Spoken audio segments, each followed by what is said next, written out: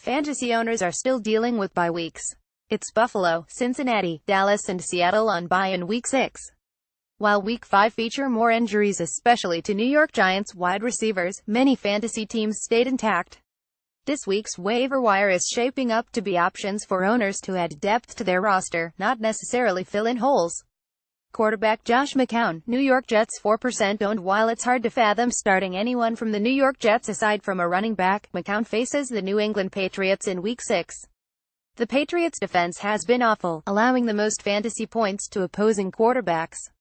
They have allowed every quarterback they've faced to throw for more than 300 yards and at least one touchdown. He's not a guaranteed fantasy QB1, but owners needing a Week 6 quarterback might find McCown useful. Mitchell Trubisky, Chicago Bears 10% owned, making his NFL debut in Week 5 for the Bears. Trubisky above right looked like a competent quarterback. He finished with 128 passing yards, a touchdown and one costly interception, while adding 22 rushing yards and a fumble against a tough Minnesota defense.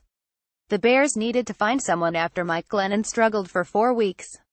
In Week 6, the Bears traveled to Baltimore, while the Ravens held the Raiders to 245 yards and 17 points in Week 5, it was with E.J. Manuel, not Derek Carr, at quarterback.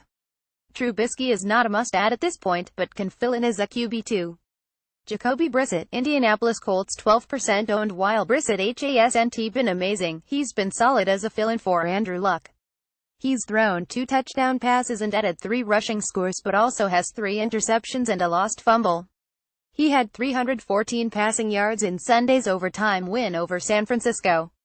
In Week 6, the Colts faced the Tennessee Titans, who have given up the second most fantasy points to opposing quarterbacks. He's a QB2 or a fill-in for those needing a quarterback for Week 6, as Luck has already been ruled out. Running backs Matt Breida, San Francisco 49ers 7% owned. While there's some debate as to what happened with Carlos Hyde, whether he was injured or not, the story is that Breida played more than Hyde and looked like a solid running back. He had 10 carries for 49 yards in Week 5 and added 3 receptions for 22 yards. Hyde is still the starter as it relates to the depth chart, but head coach Kyle Shanahan on Monday said he will go with the hot hand moving forward, so that means Breida should get his chances. In deeper leagues, Breida is worth an add.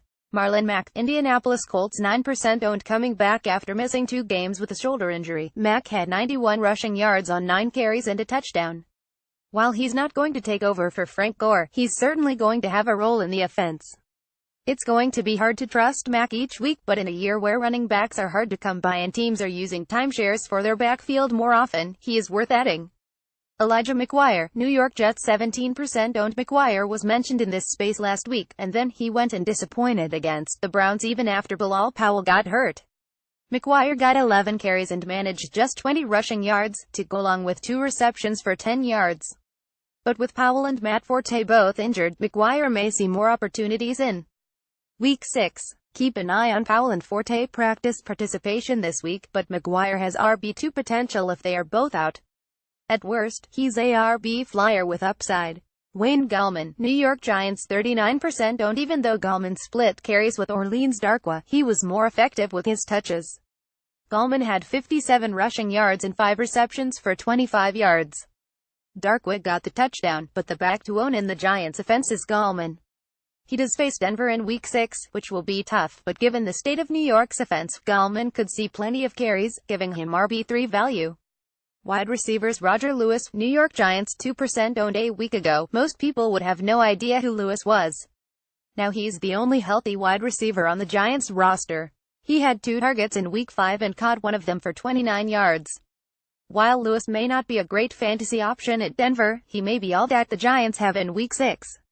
Lewis is worth a speculative add, but fantasy owners should wait and see what the offense looks like before starting him. Nelson Agholor, Philadelphia Eagles 31% owned. While Agholor has 3 touchdowns in 5 games, he had more than 6 receptions in a game, and that was in Week 1. The good news is that Carson Wentz does look for him and he has been getting long passes from him. Wentz looks for Zach Ertz for short passes, 12 targets in Week 5, but Agholor is the preferred downfield threat, 5 targets in Week 5, second most on the team. He's a low WR3 with upside depending on the matchup. Tight end Austin Seferian-Jenkins, New York Jets 28% owned with 8 targets in Week 5. Seferian-Jenkins led the team with targets. He caught 6 of them for 29 yards and a touchdown. While those numbers aren't earth-shattering, he has shown in the past 3 games that he does get looks and he gets receptions. In a year where the tight ends have been struggling, Seferian-Jenkins is a TE2. Defensive Special Teams DST Atlanta Falcons 22% owned facing Miami at home and coming off of a bye. The Falcons' defense is a solid streaming option for fantasy owners that are either looking for a bye-week replacement or a streaming option. Jay Cutler has thrown for 256 yards over the past 2 games combined. This season, he's thrown as many touchdown passes as interceptions, 3 each. Atlanta hasn't been great on defense, but the Dolphins haven't been great on offense. Written by Sarah Lewis, who is part of the Athlon Contributor Network and lives, eats, and breathes fantasy football. She also writes for SoCaledFantasyExperts.com among other sites. Have a fantasy football question? Send it to her on Twitter at Sarah Lewis 32.